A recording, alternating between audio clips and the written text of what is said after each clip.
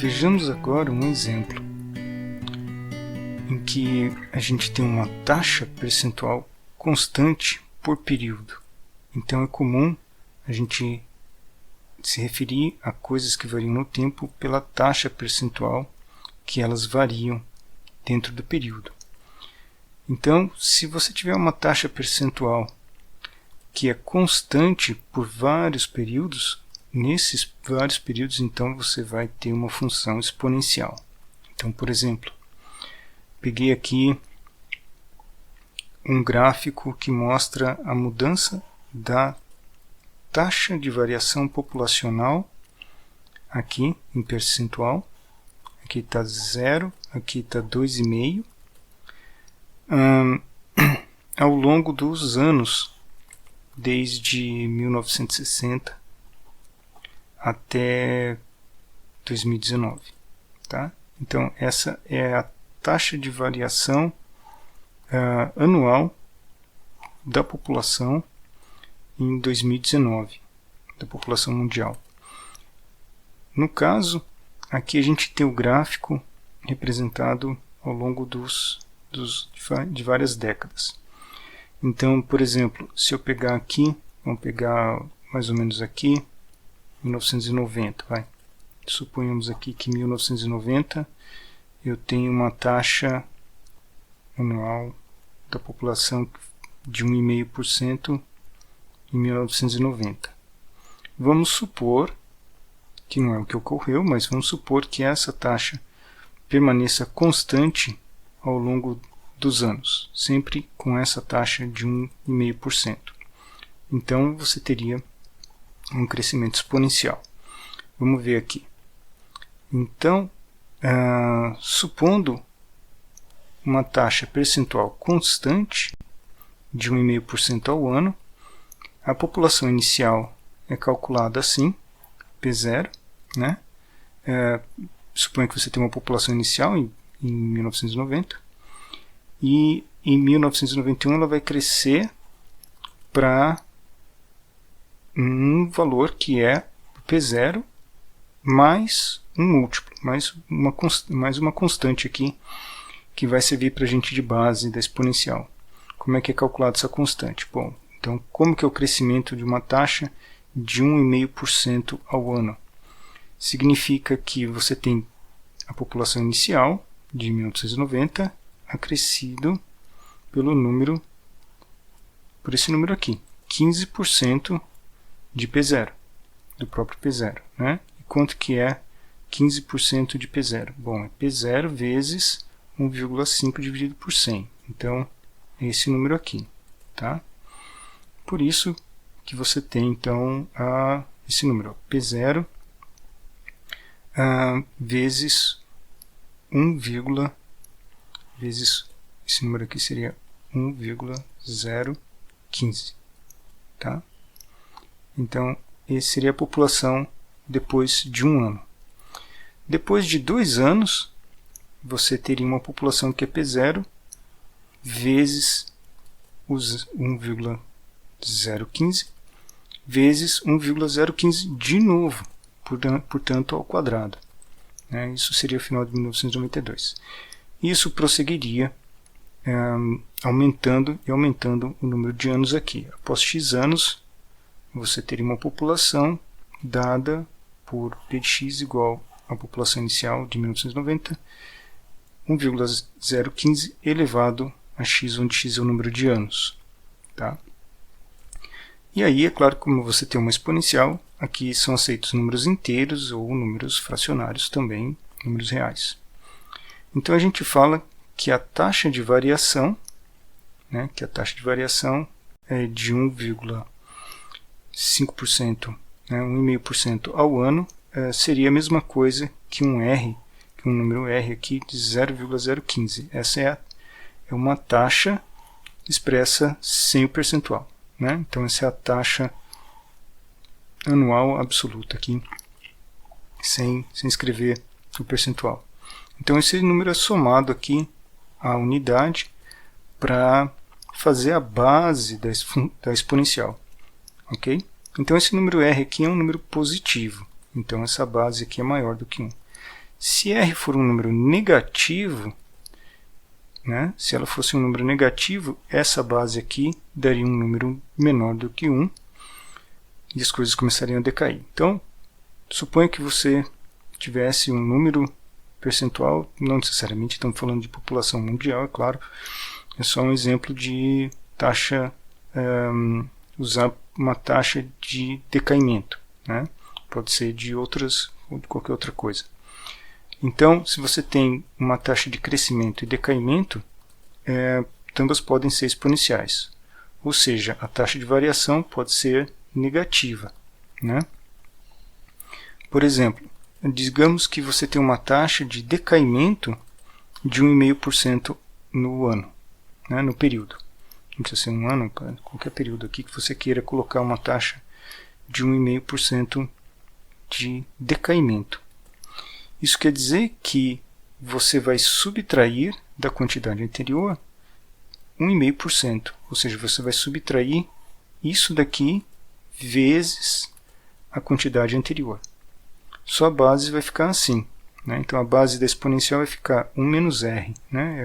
É 1 mais r, 1 mais r elevado a x.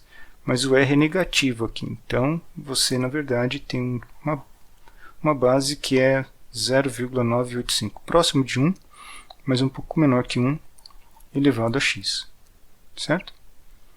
Então, isso daqui é uma função que quando x cresce, vai ficando menor, ela decai com x. Muito bem. Então, esse é um exemplo de exponencial expressa usando taxa de variação, tá certo? Muitas vezes expressa em percentual. E isso dá um resultado sempre numa exponencial. Pode ser que a exponencial seja de crescimento muito rápido ou lento, ou decaimento, dependendo do valor do R. Ok? Aqui tem um exemplo que a gente vai usar para motivar a introdução de um conceito de cálculo. Mas a gente vai começar com as taxas percentuais, como a gente havia feito aqui anteriormente. Então, taxas percentuais. Você pode pensar em taxas percentuais de juros compostos, por exemplo. Ou inflação. Só que inflação não é constante por período, né? Então, mas é o típico caso em que você tem valores percentuais aplicados repetidas vezes, período após período. Então, coloquei nessa coluna um exemplo onde você pode pensar que é um juro composto a 5% por período. Por exemplo, pode ser 5% ao ano, né? Então, o que acontece? Suponha que você tem um montante inicial, S0, de 100, certo? E que depois de um período ele é acrescido de 5%. Então, após um ano, ele vai dar 105. No fim do segundo ano, né? Então, o período, estou supondo aqui um ano. Então, ele vai dar 105 vezes 1,05. Né? Então, esse daqui é o fator que multiplica o valor do início do período anterior. Né? Então, isso vai dar o 110,25 que aparece aqui. Né? Então, não é só 110, é 110 mais uns centavos aqui, mais um quebrado, devido ao fato de que você está multiplicando 105 por 1,05. Aí o processo, suponha que o processo se repete. A cada período, o valor anterior é multiplicado por 1,05. Então, depois você vai ter você tem que fazer a conta aqui, 10,25 vezes 1,05. Esse vai ser o valor no fim, depois de mais um período, no final do terceiro período. Né? Muito bem, isso, vamos supor que esse processo se repete 30 vezes. Após 30 períodos, vai ter como valor os 100 iniciais e 1,05 elevado a 30, né? Fazendo a conta dá isso daqui, ok? Bom, vamos colocar isso em termos literais, em letras, né? Usando uma taxa R. Tá? Então o que está acontecendo é que essa taxa R correspondente aqui a 5% é esse valor aqui.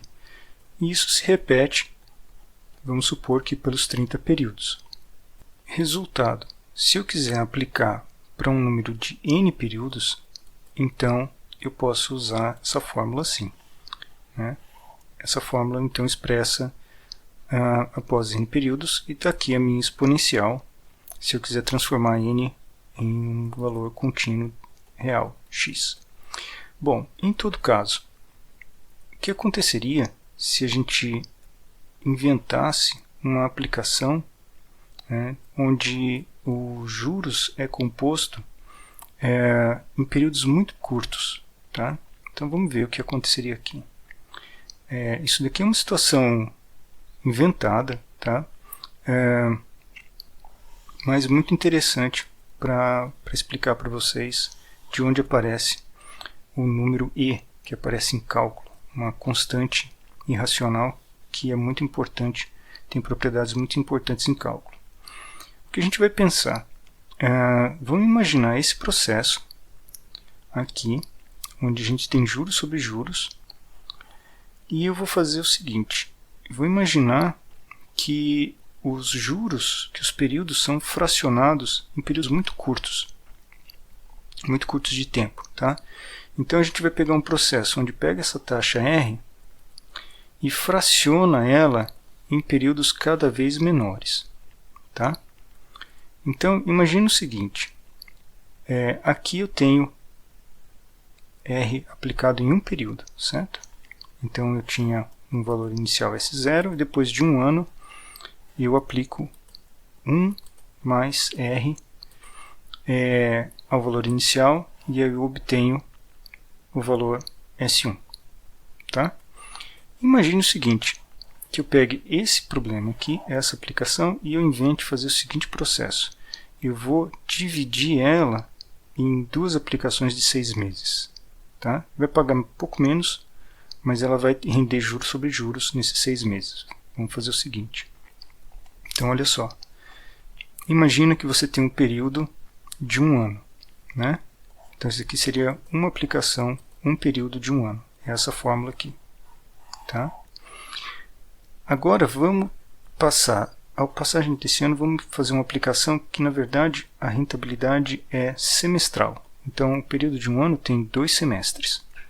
E ela vai render assim. A cada semestre, ela rende R sobre 2.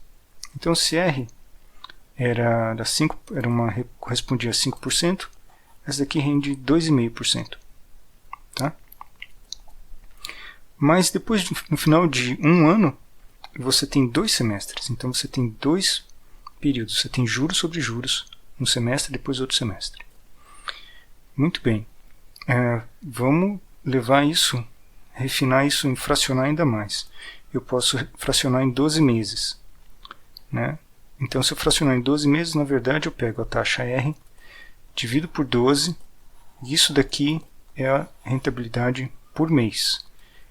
E aí eu faço a rentabilidade por mês composta, né, juro composto, por 12 meses.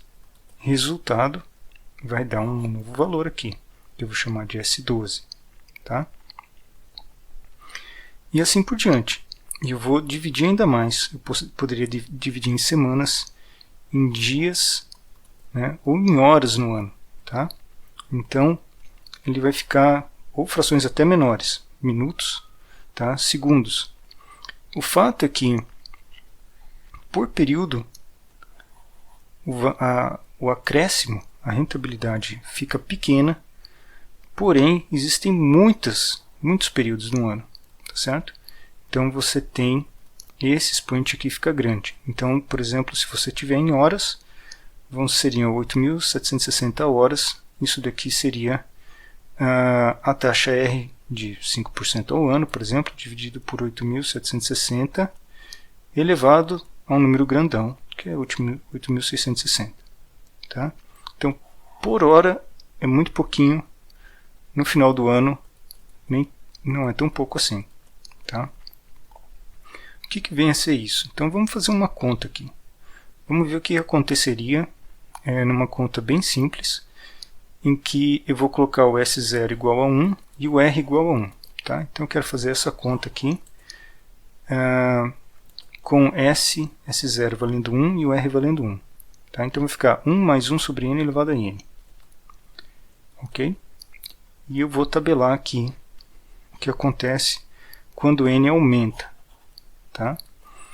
Então, com N igual a 1, esse valor aqui vale 2. Quando N for 2, corresponde a 2 semestres. Esse valor aqui vai dar 2,25. 12 seria 12 meses. O valor aumenta um pouco, tá vendo? Em horas, um ano dividido em horas, esse valor aqui aumentou um pouquinho mais. Tá? E assim por diante. Eu poderia continuar aumentando N em frações cada vez, fracionando cada vez mais o investimento e fazendo cada vez mais composições de um em cima do outro. Bom, o que resultaria isso? Né? Que número resultaria aqui, né, quando eu colocar o N muito grande? Tá? Acontece que a gente tem um número para isso, e esse é o número E. Tá? Então, para N cada vez maiores, o valor dessa expressão aqui se aproxima cada vez mais desse número aqui, e esse número é um número irracional, denotado pela letra E.